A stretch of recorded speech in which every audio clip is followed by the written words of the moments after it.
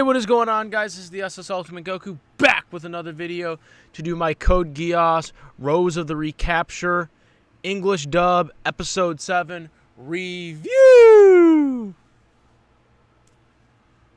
Alright, so this was a very, very interesting episode. The episode starts off where the last episode ended, where we have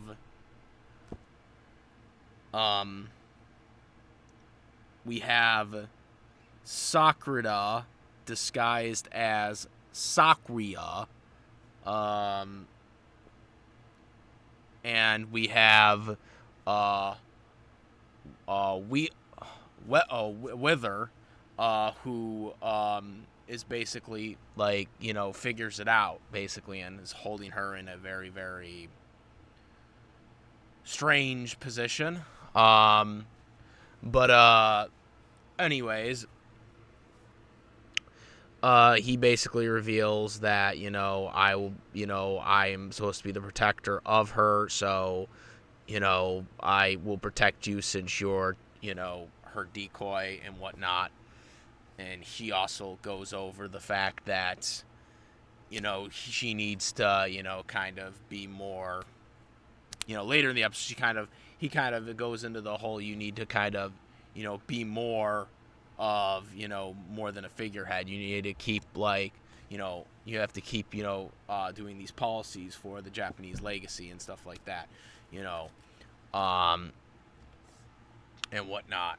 But that he would help her out and protect her, even from Catherine and whatnot.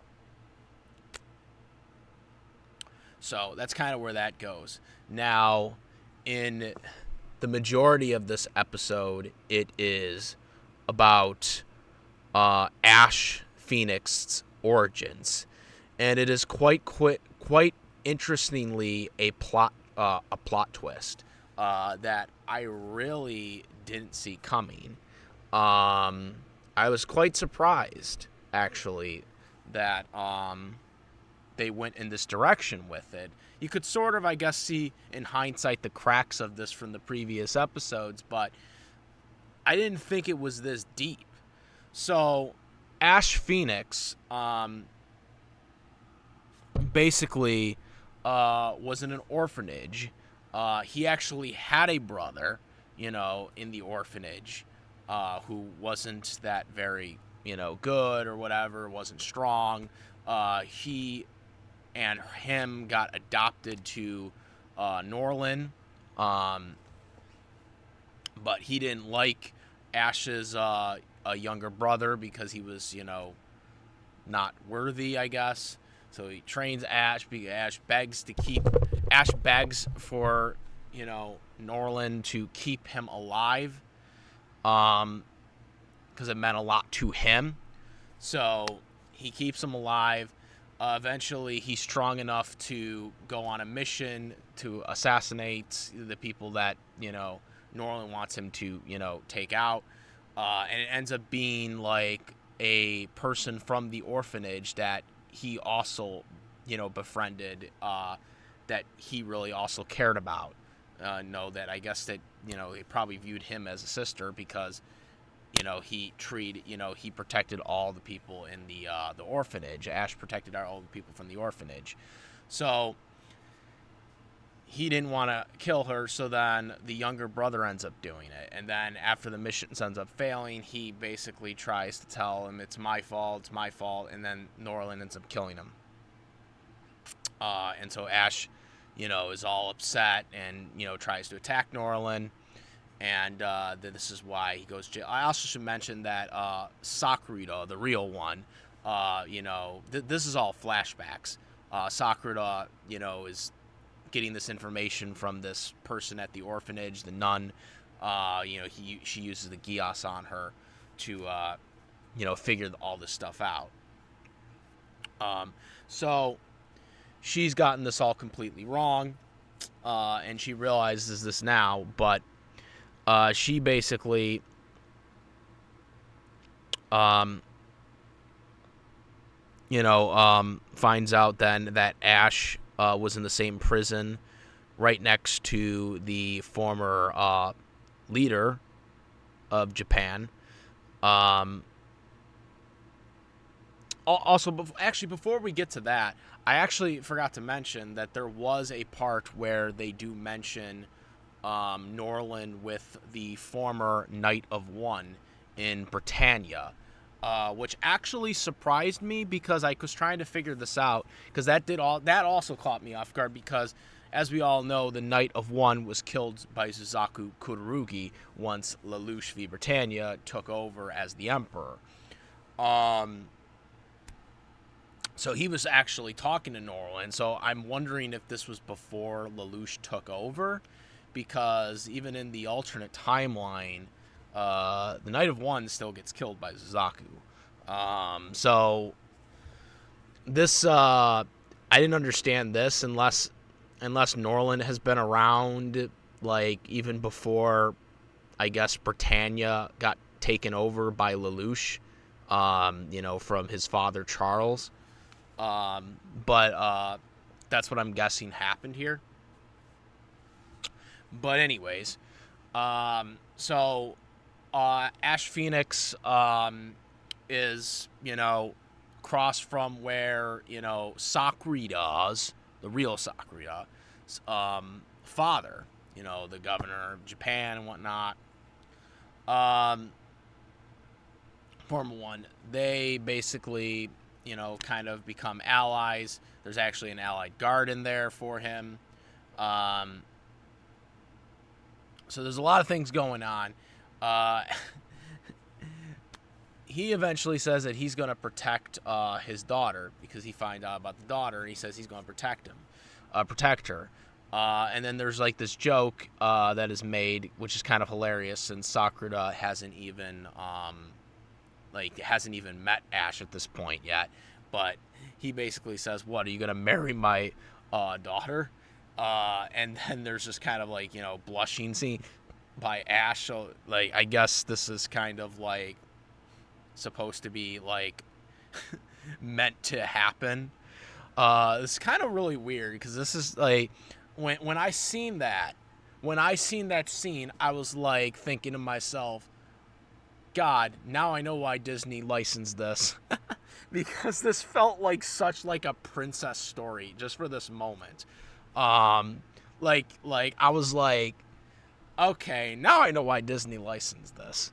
I don't know if they licensed it for that. I just thought the whole irony of that particular storyline that they went with for Sakura was licensed by Disney. I know this might possibly be pure coincidence, but I just felt like that, because that storyline right there of like Ash, like, basically was assigned to be the protector for Sakurita, but didn't actually know at the time. This just felt like something that Disney, like old school Disney, actually, I should say, old school Disney would do. This feels like a Disney Renaissance storyline, at least from this sense. Now, obviously, not everything is, because this is Code Geass. This is not Disney shit. But I'm just saying that particular storyline right there, of the fact that they went with that Ash was supposed to be the protector, after the father was killed and whatnot. That so feels like something that they would do in a Disney storyline. Which I just feel is so kind of ironic, since Disney got the license for this. The pure irony of it. But yeah, anyways, let me know if you guys felt the same way when you when you saw that, because that's what I felt like. That's what I felt like right when they did that. But anyways, so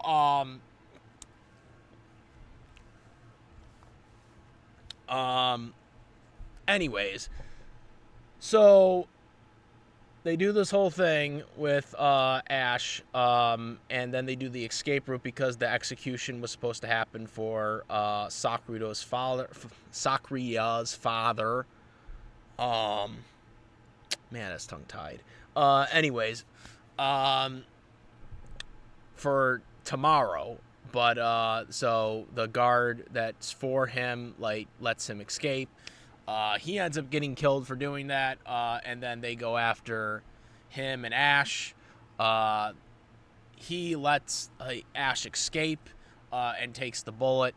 And Ash escapes, but then, he dies. They shoots him multiple times, and he says, "Just give me, a fast death." And he shoots him right in the head, and he's dead instantly. So that's the end of Sakura's father. And so then we see Ash coming to where the orphanage was, and an embrace as he's crying, and he's blaming himself for the father's death. So I guess this is where Sakura had, misunderstood the story, because he basically, felt guilty for him dying. Not that he actually killed him, but that he felt responsible for it because, he allowed him to leave, allow Ash to leave. And because of this, Sakuya basically, interpreted this wrong. My question is, why didn't she actually do this from the beginning? Why didn't she try to interrogate people from the beginning? Why is she just realizing this now? That's the thing I don't get to understand. Also, not to mention, there's a lot of contradictions here, because Ash,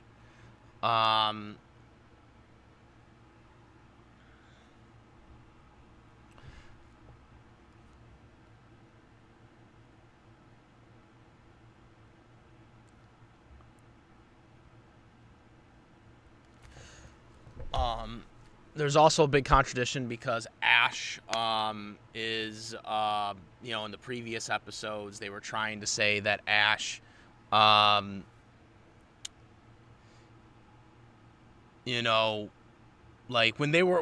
Ash and the people that were confronting Ash, that were on the Neo Britannian government, when they were fighting him, it felt like they said, "Oh, it's not too late for to be with us." And then also the one guy, I remember, wasn't that Arthur guy in the the first couple episodes? He was basically trying to say, he tried to say brother, he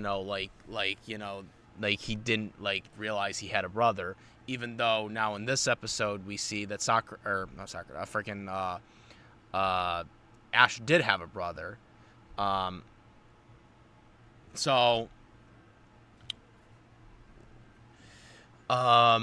Yeah, I don't understand that concept. I guess that's kind of a plot hole. But yeah, Ash origins is really kind of intriguing. After this flashback, of course, Sakuya doesn't understand. She's confused, and she got it all wrong. She's upset because she's been basically posing as his brother, his dead brother. I'm assuming that Rose is actually the dead brother's name. I'm just gonna assume that. So she was actually playing someone that he actually was of, and that she's now feel guilty because she was manipulated into believing that that he was the enemy, but in reality he was actually trying to protect her. So when they confronted each other, which they actually show this, when Sakura is confronted by Ash and he has the sword out or the knife out or whatever, he is actually trying to protect her, not actually fight her. But Sakura, based on the little information she had, she basically decided to use the Geass and basically force him to do what she wanted. While she's upset about this, she is basically captured by one of the Neo Britannian soldiers, head soldiers, and there's a bunch of regular soldiers around her, and basically she's about to use the Geass, but he says, don't even bother using the Geass because I have a canceller. Basically, it will protect me from your Geass. You've been using that Geass very recklessly. They show the motorcycle scene where she took control of the, Geass person so she could get the motorcycle. So now, the episode ends with Sakuya, the real Sakuya, in Neo Britannian custody and in jail. This is very, very significant because what are they gonna say now? Because they have the real one, but then they also have the decoy one as the Emperor right now that have been posing as the Emperor for years, or posing as the real Sakuya for years, and she's the Emperor. So this is going to be really interesting to see what they do here. They pull off the wig and stuff like that. It's really interesting in the sense because Ash was always originally supposed to protect Sakuya in this. He was always supposed to protect her. But because of her using the Geass on him, he can't protect her right now. No, because he doesn't know. She basically, with the Geass order that he put on him, he basically has to make sure to always protect his brother. That's what the Geass order was for. So now he can't protect Sakuya, which was actually his mission to begin with. That was his mission. Well, no, he only met her once. Well, but he has the picture in the memory because the father gave him that. So he actually has that in him. So he should have that memory though. But because of the Geass control, I don't know if he can actually save her right now. That's the problem. So that is a big concern here for Sakuya, who's in jail right now.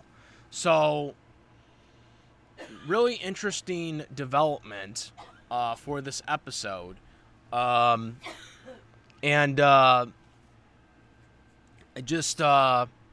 pretty surprised by this.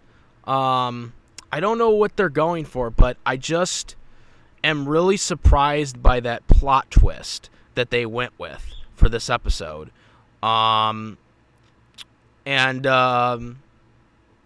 Especially with the kind of, she was not supposed to be. The biggest shock to me is that scene where it's like she didn't realize that he was actually supposed to protect her from the beginning. And instead, she used the Geass to brainwash her, thinking he was the enemy, when in reality, he was actually the protector. That kind of surprised me. That was again, call me crazy here. I thought that was a Disney element right there. That was a Disney princess element right there that they put in there, which is kind of ironic. Now, now we know why they licensed this, because that was to me a Disney writing trait right there. Old school Disney, not the current Disney, obviously, but yeah, especially with the scene where it's like, the father is like, teasing about Ash marrying Sakuya. That is a Disney princess like storyline right there. So I was quite surprised they implemented this in Code Geass, but I don't know if this is coincidence or not, but the fact that Disney licensed this anime, I feel like strongly had to do with this or something. It had to, because that's just way too coincidental that they implemented that in there. But yeah, I'm very intrigued now to see what happens in the next episode, because now she's in jail, and she's in jail because of her own miscalculation. She miscalculated that Ash was this person who murdered her father, when in reality, her father is the reason why Ash escaped from prison and was the reason why he was still alive, and is the reason and Ash was supposed to be the one who protected her from the beginning. She miscalculated, and now she's in prison because of it. With the Geass. So, yeah, that is the review. That is the review. That's the end of the episode. So we won't know anything until next week. But yeah, that was probably the biggest plot twist. Still don't know why the Knight 1 is in this, because he gets killed to Suzaku Kururugi in the original anime, so as well as in the new timeline. So this had to have taken place before Britannia got conquered by Lelouch. Because we know Suzaku killed the Knight of One. So yeah, that's it. I also should mention too that Natalia was also captured for treason as well. I forgot to almost mention that right before the episode ended as well. So there is a coup going on right now within everything. Hopefully, the one guy who's supposed to be protecting the decoy Sakura, who is currently the princess, knows what he's doing, because that seems to be the only one that kind of has an underhand thing within the Neo Britannian government. So yeah, guys, that's it. Let me know what you guys think. Do you guys think they kind of did the little Disney element here? Let me know what you guys think, as well as all the other tidbits in this episode. Comment, right, if you like this video and my videos, please subscribe. Hit the notification bell for the latest contents. Thank you, and that is about it. I am the SS Ultimate Goku, and I'm out of here. Peace. Also, make sure to, besides subscribing to the YouTube channel, subscribe to the Twitch, the Instagram, all under the SS Ultimate Goku. Discord link in the description for discussions of various topics, including this one, as well as the YouTube membership tier list. Go check that out for all the perks. And now I'm out. Peace.